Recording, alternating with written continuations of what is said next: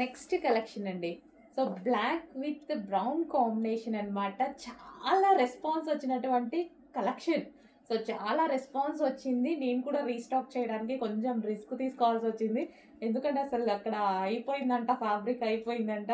So మళ్ళీ fabric చేయించుకొని చేయడానికి కొంచెం టైం అయితే పట్టింది.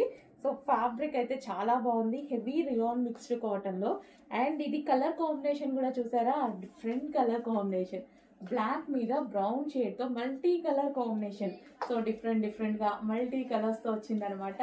సో చాలా బాగా అనిపించింది నాకు కూడా. అండ్ రియాన్ మిక్స్డ్ కాటన్ వచ్చి సీక్వెన్స్ చెమ్కీ వర్క్ ఉంది.